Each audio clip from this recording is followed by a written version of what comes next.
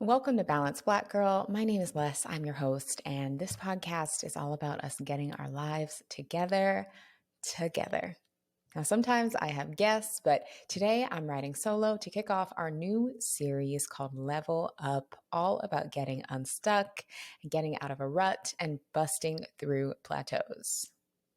Now, this is an exciting episode because I'm trying something new. This is our first actual episode up on YouTube. I'm a little late to being a YouTube girly. It's been a long time coming, but I'm really hopeful that being on YouTube will help even more amazing people get to experience Balanced Black Girls. So I'm excited to be here. If you are watching on YouTube, please give us a like, please subscribe. It really helps, and I'm excited to continue growing how I bring Balanced Black Girl to you. Now, I was inspired to create this series because I personally have been in a bit of a rut lately. I've been in a rut for a minute, and I am currently working through it. I've been craving a good level up season, and I think that time is here. And I wanted to bring it to the podcast in case you're feeling the same way and have also been wanting to level up. Now, I'm releasing this episode in April 2023, which is actually the perfect time for this because it is spring, it's Aries season, which is the start of the astrological new year. It's like the new year of nature, and it's just as a time where renewal feels really natural. Like in nature, winter is all about hibernation and slowing down, which we talked about on the podcast a few months ago. It's when the seeds are doing the work beneath the soil. So it can feel really natural to feel like you're in a bit of a slump during winter because a lot of the work is happening underground. But in the spring, we begin to bloom. We're looking to sprout. We're looking to pop out. But first, I want to talk about the idea of feeling stuck or being in a rut and what that means. Now, I've been reading an interesting book called The Science of Stuck that is kind of about what's happening in our brains when we feel stuck. And it's been really helpful for me in shifting my perspective. I wouldn't say that I agree with everything the book says, but it's definitely made me think. And sometimes when we feel like we've been in the same spot for a while, or maybe we've hit a plateau or we're in a bit of a rut, we can feel like the issue is motivation or our willpower or our abilities. But oftentimes it's just a sign of misalignment. So, how do you know if you're in a rut? What does being in a rut mean, and how can we work through that feeling? Being in a rut often feels like having just a lack of inspiration, like everything feels maybe a little bit dull and lackluster. Or if you just have overall feelings of dissatisfaction and are maybe lacking fulfillment, just a sense of blah. It can also feel like knowing you want to make changes, but feeling really unsure how to go about making those changes. Now, when I think of feeling stuck, I think of tires that are like stuck in the mud where you're spinning your wheels, you're revving, maybe your mind is racing. There's all these things that you want in places you feel like you should be, but you aren't actually experiencing the momentum that's going to move you forward. So it mentally feels like your wheels are stuck in the mud. So my goal through these conversations on the podcast over the next few weeks is to get us out of the mud, to build enough momentum to begin moving forward in this new season. I don't think getting out of a rut or breaking through a plateau has to be this intense self-improvement project necessarily. I actually think of it as more of a self-alignment exercise. Like earlier, I mentioned how being in a rut can feel like misalignment. I think when we feel stuck, it's a sign that there's a discrepancy between our favorite version of ourselves and where we want to be versus where we currently are. And it's that discomfort of feeling like, okay, I feel like I want maybe something a little bit more, or I want something different. And where I'm at right now is uncomfortable. So how do we get there? So it's an invitation to find alignment so that those two things can be more like one. Throughout the episodes this month, I'm going to be sharing what's helped me work through plateaus or ruts I've been in the past, reflecting on what worked and what didn't. I'll also be sharing what I'm currently doing to navigate the space I'm in. Thinking about my own experiences moving through plateaus, the times that I have been most successful was actually when I created a 25 by 25 list. So I wanted to talk about this experience as a bit of a case study in getting out of a rut. Essentially, right after I turned 24, I made a list of 25 goals or things that I wanted to do by the time I was 25. Now, the age doesn't matter. I currently am a lot older than 25. uh, it doesn't matter how old you are. The number of things doesn't have to match your age. This is just something that I did in the past and is a reflection of that experience. I think what matters is the intentionality and the sheer willingness to just move and think and behave in different ways. That is what gets us unstuck, is just doing things differently. So even if you aren't 24 or 25 today, this is a message for all ages. Again, 25 by 25 is just an example because that's what I did. So, taking a step back, I want to talk a bit more about why I decided to do this 25 by 25. In last week's episode, Why We Need Hobbies, I talked a bit about my early to mid 20s and just how hard of a time that was for me. And I think a lot of people experience that. It's your first true decade of adulthood, and you have all of these things thrown at you that you are trying to figure out how to navigate all at once. So for me, I graduated college on the heels of the Great Recession, and my career got off to a bit of a rocky start, like many millennials. From an astrology standpoint, my chart has a lot of Capricorn, which rules around a lot of our sense of duty, work, responsibility. So I've often found that in my life, the challenges that I've experienced tend to be in that area specifically because of a lot of Capricorn energy. So for me, when I went off to school, I actually had the initial intention to be a journalist. I either wanted to pursue a Devil Wears Prada type of vibe, which I think many of us who were teenage girls in the 2000s wanted, or I wanted to be on air talent, like hosting, working in media. I basically wanted to be Oprah. If I'm honest, I still want to be Oprah. So those aspirations haven't changed. Thankfully, now what I'm doing here on the podcast is a lot closer to that type of work than what I was doing initially in my career. But when I was 22, I could not have felt further from this type of work if I tried.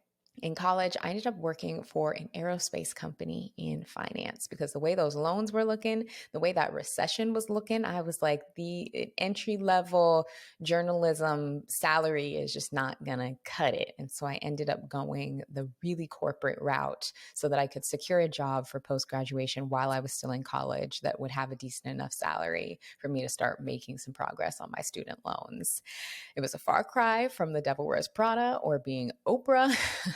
I was sitting in a grayish cubicle in a windowless office in Everett, Washington, which is not the most glamorous place. No shade if you're watching from Everett, Washington. I get it.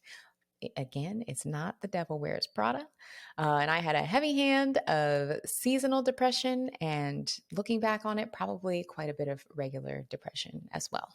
It was not the life I had envisioned for myself. And I was there for several years and felt very, very stuck in this career that I didn't want, that I didn't care about. But at that time, jobs were pretty scarce, and that was the job that I was able to get.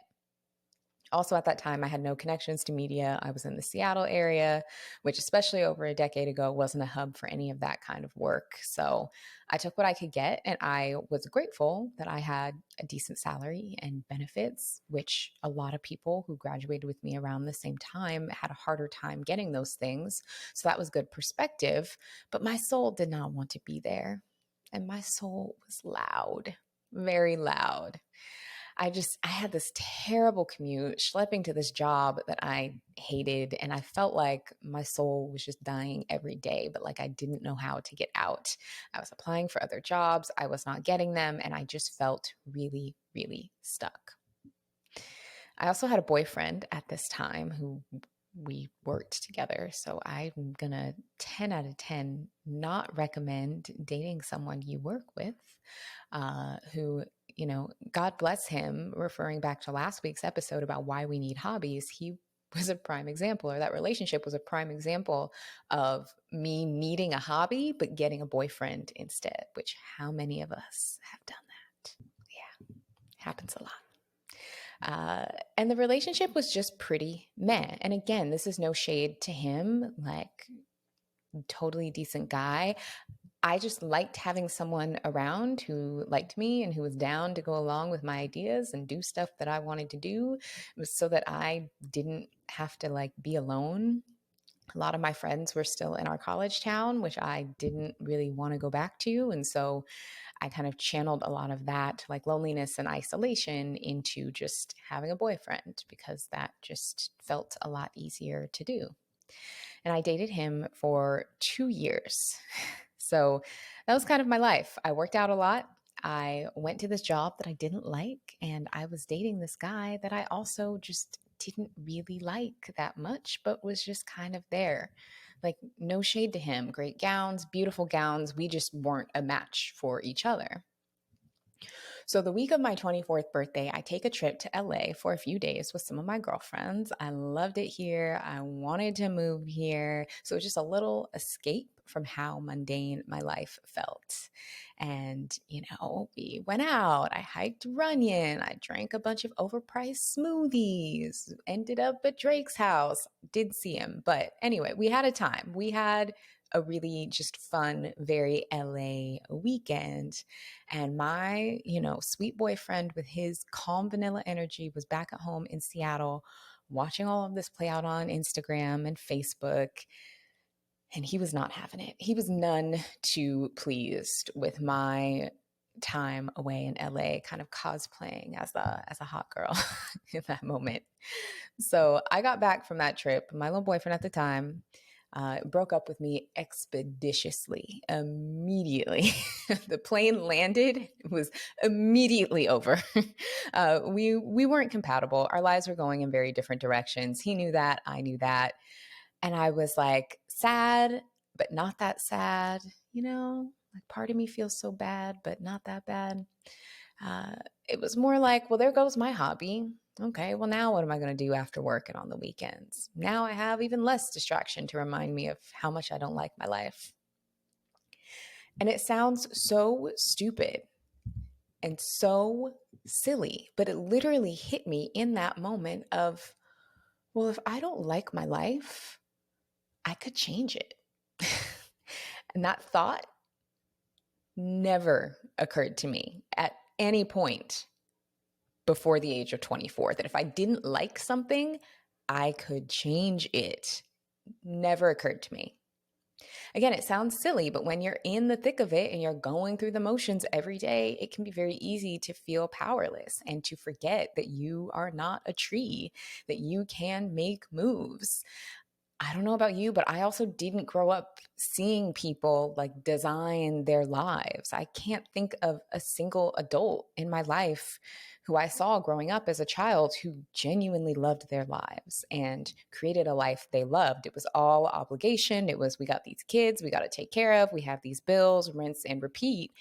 And when I got in that cycle without the kids, it's before kids. Well, I don't have kids now, so everything is before kids. My whole life so far has been before kids.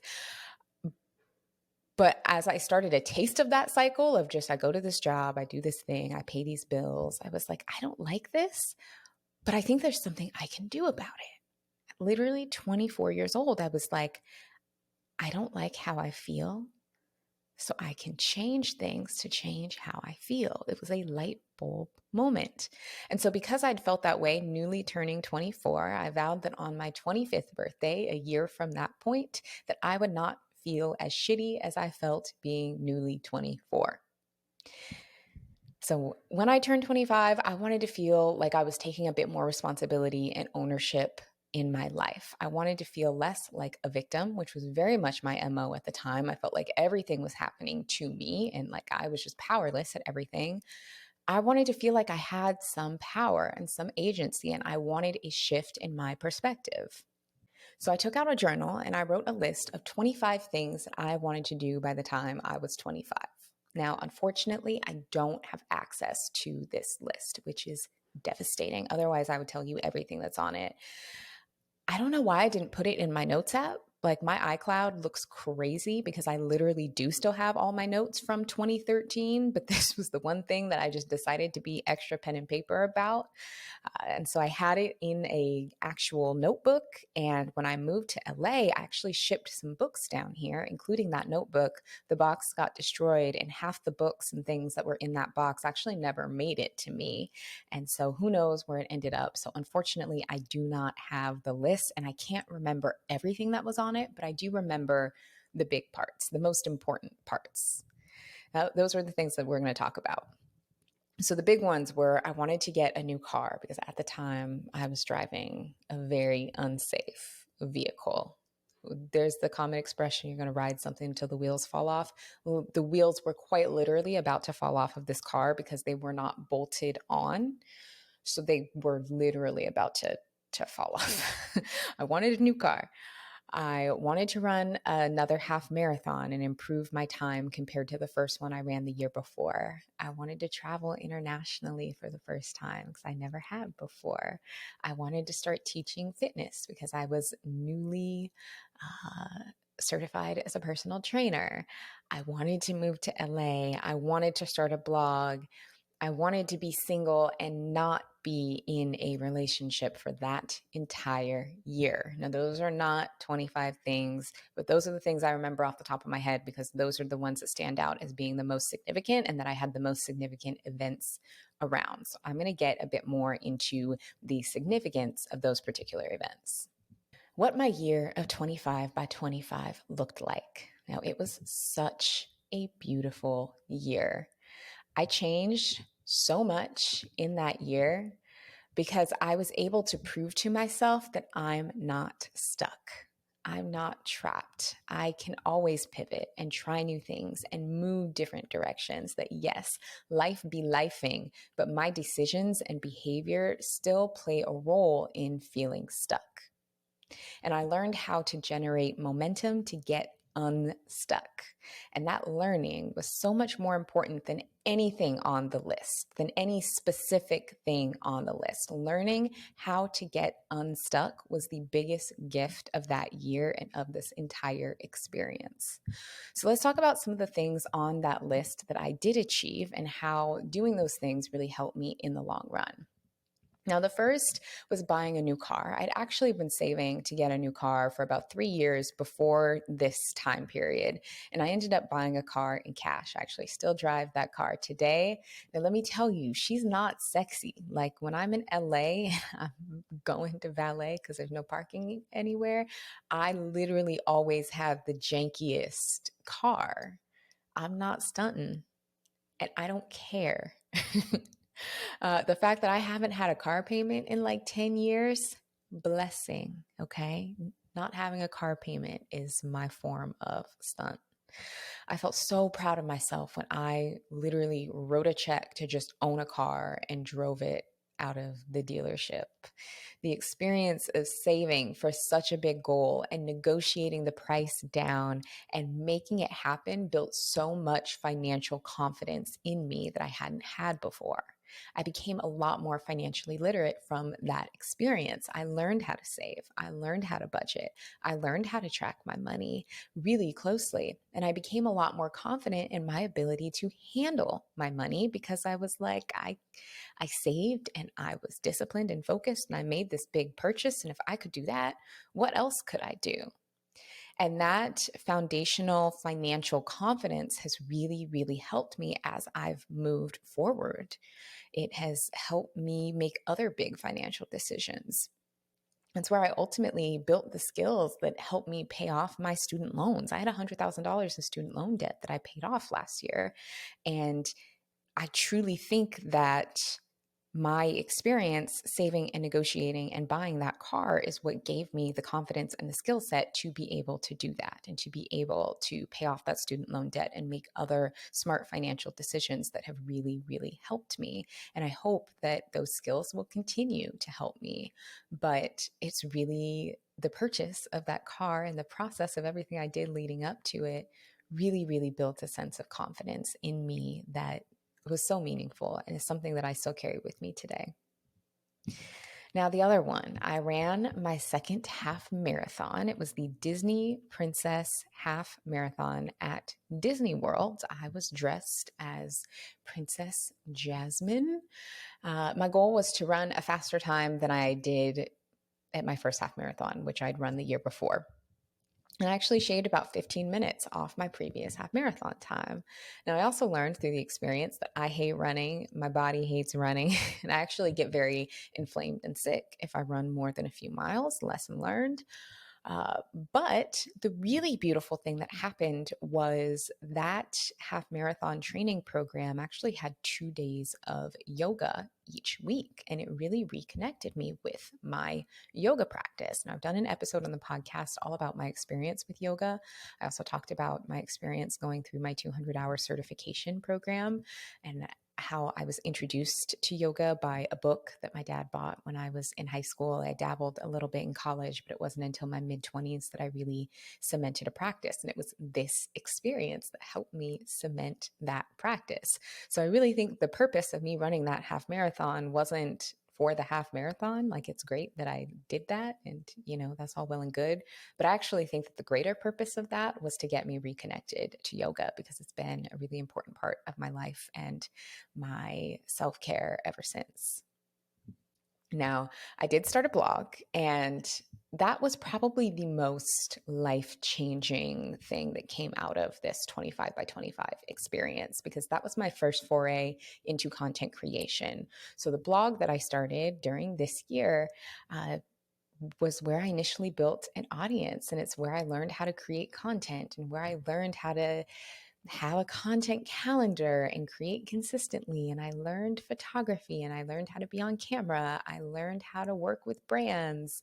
That was when I was really passionate about fitness. And that blog eventually rebranded to become this very podcast. And I don't think this podcast would exist if I wouldn't have started that blog. And so, yes, it has changed my life, but it's also changed the lives of other people that it's touched, which is so cool now that I think about it almost 10 years later. The other thing on my 25 by 25 that I did achieve was that I got a passport and I took my first international trip. I went to the Dominican Republic with my mom, which was such a fun trip. It was our first mother-daughter trip. It was my first trip really out of the country. She'd been, to some places before, but we had so much fun. And since then have gotten to take a few mother-daughter trips, and it just has been a really great way for my mom and I to continue bonding and working on our relationship. And it was a really beautiful experience. And it also made me a little bit more of a savvy traveler, because I hadn't really done much traveling before then. And I didn't know a lot about traveling. And now I am a much more seasoned traveler and know a lot more. We actually ended up having some flight drama trying to get out of the Dominican Republic and almost got stranded there because Delta really did us dirty. But I'm now a much more savvy traveler. We made it. I understand some things that I didn't understand then. And I'm grateful that I had my mom with me to navigate that so that we could figure it out together. Now, one of the things on the list I failed at was not being in a relationship. One of the things I said was, I do not want a boyfriend for this whole year. From 24 to 25, I don't want a boyfriend. I don't want to be in a relationship, because I dated guys in college. Those experiences went really poorly. That boyfriend that I was talking about at the top of the episode, I started dating him pretty much as soon as I entered the workforce. We worked together, and I dated him for 2 years straight out of college. And I was like, I don't want to do this, especially because I entered that relationship specifically out of boredom, and I wanted to do my own thing. I had this ambitious year planned, and I was like, maybe I'll go on dates. Maybe I'll see what's happening on these apps. Back then, it was pretty much just Tinder. That was kind of all that was out. So I was like, I might poke around and entertain a conversation, but I don't need a boyfriend. I need hobbies. Shout out to last week's episode.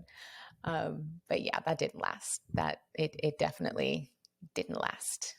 I made it about 6 months into my 25 by 25 before I entered into a relationship, which still was so significant for me, has been my most serious adult, significant romantic relationship I've had thus far. And he was very charming and very persistent. And I tried to friend zone him because of my 25 by 25 goal. But at that time, we just had a really good connection and vibe. And that is how the cookie crumbled. And I don't regret it. Even though we're no longer together, that relationship was so important to me. I learned how to be an adult in a loving relationship. I learned about conflict. I learned about compromise. And I got to do so in a relationship that did feel very safe and pretty supportive and didn't force me to compromise myself. I got to fully be myself in that relationship, good, bad, all of it. And honestly, I do think that me being so in my own little world at this time, where I was so focused on the stuff I was doing and the year that I wanted to have and creating this new life for myself, I actually think that that was a big part of what attracted him to me, because we had known each other before, but it was during this time period where things kind of started moving in that direction. I think my energy at that time was just very different, and I was so focused on my own growth that I think I just had a draw that probably was an attractive energy. And honestly, now, almost a decade later, like I've been in a single season for the last like 5 years since that relationship ended. I'm like, ooh, man, I need to tap back into that. I need to tap back into what my 24-year-old self was on, because she had something. She was onto something. And so I'm even learning things from my younger self, which is also a really beautiful experience. And that's really the lesson there, is like, what can you learn from your younger self? What can you learn from who you were maybe before outside forces influenced you or made you question yourself or had you question your worth? Something worth considering. So I'm really grateful that I got to have that experience, even if it wasn't meant to be for forever. And even though it was the opposite of what I set out to do with that area of my life. Now, also because of that relationship, I did not move to LA that year. That was when we were getting pretty serious. We were living in Seattle. And so that was another thing on the list that did not happen, which, I do have mixed feelings about. And there is part of me that's like, oh, I wonder what it could have been like if I would have gotten to spend some of my 20s in LA, or moved here when I was younger, had more time here before the pandemic. But, it's all about trusting the timing of your life. That's just not how the timing of my life worked out. And I ended up moving to LA literally the year after that relationship ended. So delayed, not denied. Even though it wasn't by 25, it was still a part of apparently the greater plan for me. So sometimes that's how things work out too. So those were the really big life-changing highlights of the 25 by 25. By the time I turned 25, I want to say I only got to about 13 of the things on my list. That was how many I achieved. So literally half. For all my type A perfectionist folks out there, if it were a grade, it would not have been a passing one. And you know what? I felt amazing. Literally amazing. When I turned 25, I remember feeling so much peace because I was like, I did it. My goal wasn't to do 25 things. My goal was to walk into the next year of my life not feeling nearly as shitty as I felt the year before. That was my goal. And I freaking did it. I had so much more confidence. I believed in myself. I knew that I could make things happen. I had all of this evidence of ways that I could make things happen.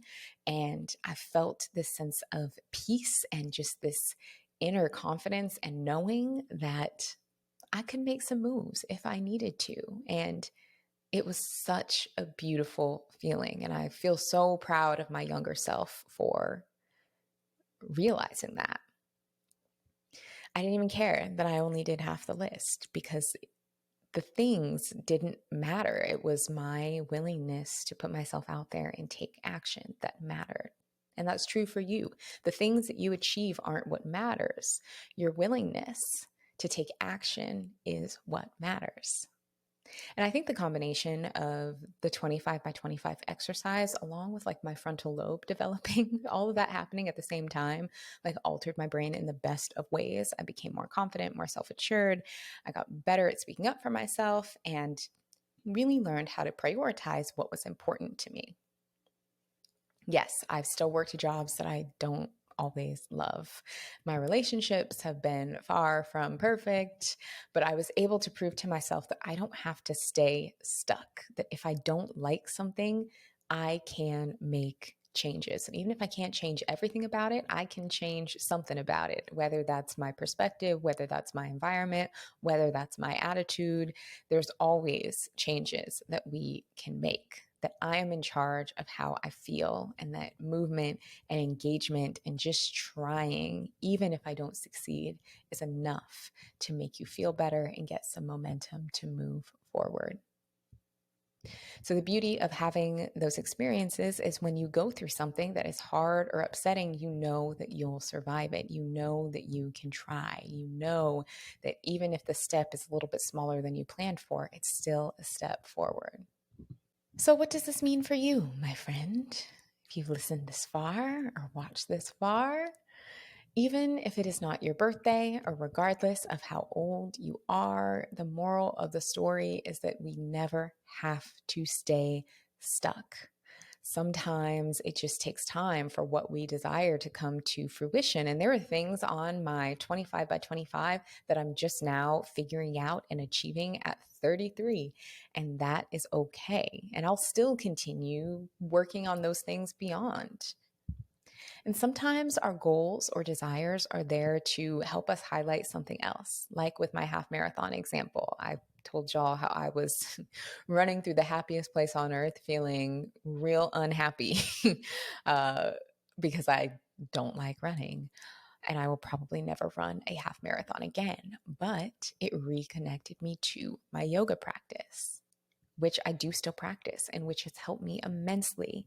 Even bigger than that, it got me feeling comfortable in yoga studios. That was when I got my first yoga studio membership. I was like a core power black tag girly. This was like right at the beginning of the boutique fitness boom. And so that was my first like boutique fitness experience, but it was so valuable because it helped me learn how to navigate wellness spaces. And when I would go into yoga classes and I'd be like, okay, I don't see many other Black people here, or okay, how do I figure out what to do with my hair while I'm doing hot yoga? Or how do I do this? Or how do I do that? Or how do I move forward with continuing here when I feel uncomfortable? And how can I bring more people in here? Those are the very things that are now a part of this here platform and that led to the conversations that we now have on this podcast. And so I think if I wouldn't have began entering those spaces, going to those yoga studios as part of this half marathon training, I don't know if I would have come to create this as it is now. That experience is what really planted the seed for all of this, because when I entered into those spaces, I started realizing that there was a problem. I wouldn't have known that there was a problem if I was never in the space, and running the half marathon got me in that space. So a lot of those experiences really planted seeds that came to fruition through things like me creating this podcast years later. And the really big lesson there is that the seeds you plant now are what help you get unstuck tomorrow. The seeds you plant now are what help you get unstuck tomorrow. So, what seeds are you planting? Something to think about. It's also worth noting that our goals and intentions can be like icebergs. There's often so much more under the surface than we can see that is serving us and guiding us and helping us reach our higher good, even if we don't recognize it in that moment. So even the goals that you set now, sure, achieving that goal is great. That could be what's above the surface, but what's beneath the surface of what experience you get, or what position you're in, or what visibility you get, or what that prepares you for, working towards that goal can be something so much greater, which is why it's so important to constantly move forward and to show up for yourself and to keep the promises that you make to yourself. Because when you deny the promises you make to yourself, you could be denying a really incredible experience to get so much closer to who you want to be. So if you feel called to make a list to work through, amazing. Make a list. It doesn't matter how many things are on it. It doesn't matter how old you are. It doesn't matter if it's your birthday or not. Make a list of things. Give yourself grace for whatever that experience looks like for you. Or maybe you just set one intention at a time to move through, but actually do it, friend. Or maybe there's intentions that you've been meaning to do that you have been afraid to do. And this is maybe your gentle nudge and encouragement to start moving towards that, because you deserve it. You deserve to have the things that you want. You deserve the life you want.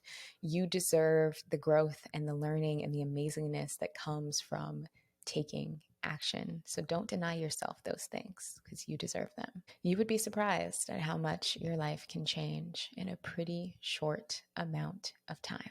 Thank you for tuning into this episode of Balanced Black Girl. I hope it inspired you, if you're feeling stuck, to remember how much is possible for you with just a little bit of action and a little bit of redirection. And remember that even though we can't control everything around us, we can do a lot more than we think. That you can take steps towards being who you want to be and having what you want to have.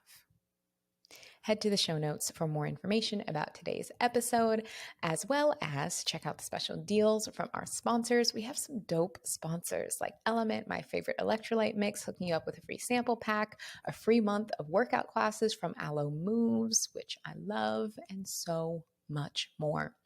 When you use our codes and our links, that lets them know that you found them from Balanced Black Girl, and it helps us out a lot. Tune in next week for our next installment of the Leveling Up, Getting Out of a Rut, and Busting Through Plateaus series. If you are listening on Apple, Spotify, make sure you're subscribed so that you don't miss it. If you're now following along on YouTube, thank you. Thank you for being here as I try to be a YouTube girly. Make sure that you give this video a thumbs up, like, subscribe. Maybe leave us a little comment of what it is you're working on that's going to help you create some momentum to move forward. Thank you for tuning in, and I will see you next week.